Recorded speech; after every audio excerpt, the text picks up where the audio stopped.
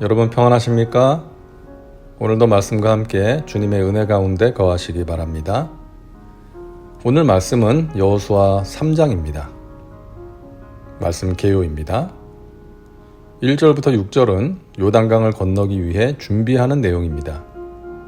여호수아는 백성들이 갖추어야 할 준비 사항들을 하나하나 지시하고 이를 실행에 옮기도록 독려합니다.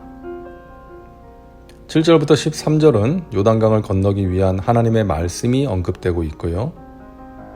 14절부터 17절은 언약궤를 맨 제사장들의 발이 요단강에 잠기자 흐르던 물이 그쳐서 백성들이 강을 건너게 된 내용입니다.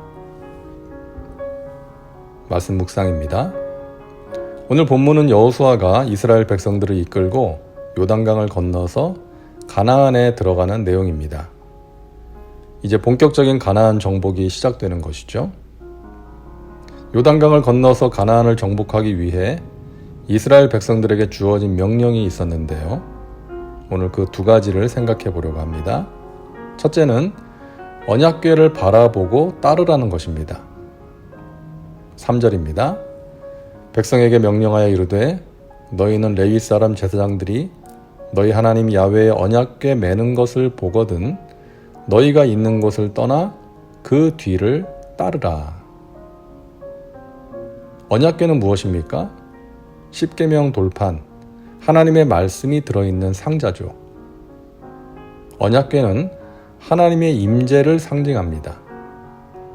이스라엘 백성들은 언약궤가 앞장서서 가면 하나님이 앞장서서 가신다고 생각했던 것이죠.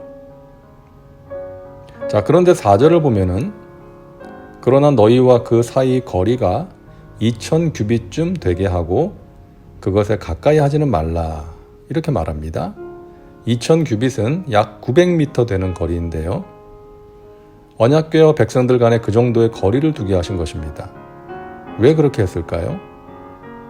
먼저는 하나님의 임재에 대한 경외심을 가지라고 그렇게 한 것일 수 있고 또 한 가지 이유는 그래야 보고 따라갈 수 있으니까 그렇게 한 것입니다.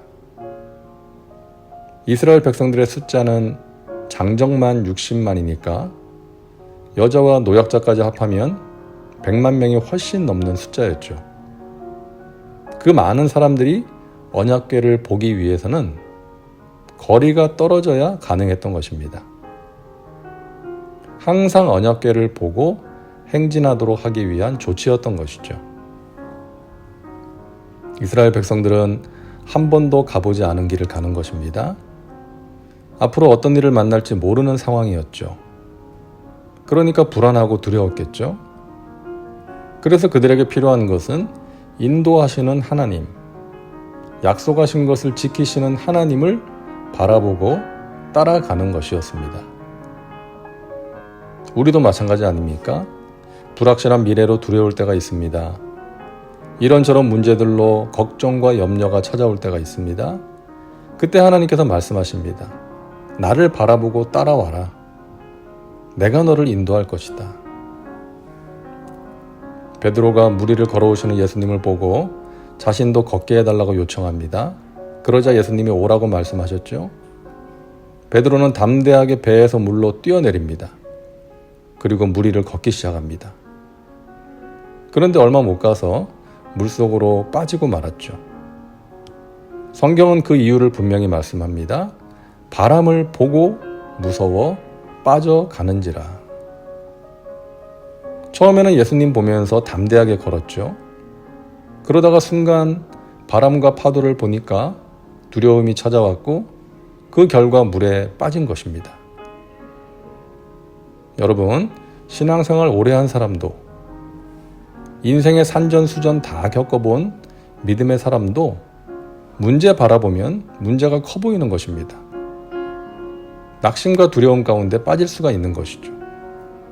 그러므로 우리는 광야 같은 인생길을 살아갈 때 그리고 인생의 어려움을 만날 때 하나님을 바라봐야 합니다. 말씀과 기도로 하나님의 임재를 경험해야 합니다. 그럴 때 하나님께서 평안과 믿음을 주시고 승리의 길로 인도해 주시는 것입니다. 요단강을 건너서 가나안을 정복하기 위해 주어진 두 번째 명령은 자신을 성결하게 하라는 것입니다. 5절입니다. 여호수아가 또 백성에게 이르되 너희는 자신을 성결하게 하라. 야훼께서 내일 너희 가운데에 기이한 일들을 행하시리라. 지금 이스라엘 백성들은 가나안 땅에 들어가서 본격적인 정복 전쟁을 해야 하는 상황입니다. 그러기 위해서 일단 요단강을 건너야만 했죠. 그런데 요단강을 어떻게 건널지 방법을 말해주는 것이 아니라 자신을 성결하게 하라는 명령이 주어진 것입니다. 그것이 우선이었기 때문이죠. 하나님께서 행하시는 일을 보기 위해서 자신을 성결하게 하라는 것이었습니다. 방법보다 중요한 것이 성결이었기 때문입니다. 우리도 그럴 때가 있습니다. 하나님, 지금 저에게 풀리지 않는 사업에 문제가 있습니다. 이것을 어떻게 풀어야 합니까? 하나님, 저의 가정에 이런저런 어려움이 있는데 어떻게 해야 할지 모르겠습니다. 이 문제를 어떻게 해결해야 할지 방법을 좀 알려주십시오. 그러는데 하나님께서는 너 자신을 성결하게 하라. 이렇게 말씀하실 때가 있는 것이죠. 우리는 기억해야 됩니다. 하나님께서는 문제를 다루시기 전에 우리를 다루시길 원하신다는 것입니다. 우리는 하나님께 문제를 해결해 달라고 방법을 알려달라고 구하는데 하나님께서는 너 자신을 돌아보고 성결하게 하라고 말씀하시는 거예요. 상황의 변화 이전에 우리 자신이 변화되길 원하시는 것이죠. 문제를 통해서 우리가 성숙하기를 원하시는 것입니다. 하나님의 선하시고 기뻐하시고 온전하신 뜻을 따라 살아가기를 원하시는 것입니다. 그렇게 변화되기를 원하시는 것이죠. 아브라함 링컨의 일화가 생각나는데요. 노예 해방을 위해서 남북전쟁이 한창일 때 처음에는 링컨의 북군이 많이 밀렸다고 합니다. 그러다가 드디어 승리의 소식이 들려오기 시작합니다. 그러자 링컨의 참모 가운데 한 사람이 이런 말을 했다고 하죠. 각하, 드디어 하나님께서 우리에게 승리를 주셨습니다. 저는 하나님이 우리 편이 되어 주셔서 이 전쟁에서 이기게 해달라고 기도하고 있습니다. 그러자 링컨이 이런 대답을 했다고 합니다. 아니요, 그렇게 기도하지 마세요. 하나님이 우리 편이 되어달라고 기도하지 마시고 우리가 하나님 편에 서 있게 해달라고 기도하십시오. 우리가 하나님 편에 서 있으면 하나님께서 승리를 주실 것입니다. 여러분, 우리가 복된 삶, 승리의 삶을 살기 위해서 필요한 것은 우리가 하나님 편에 서 있는 것입니다. 저와 여러분이 하나님의 마음에 합한 사람이 되길 바랍니다. 그러함으로 문제의 요단강이 갈라지는 역사를 보게 되기를 소망합니다. 다음은 말씀 적용입니다.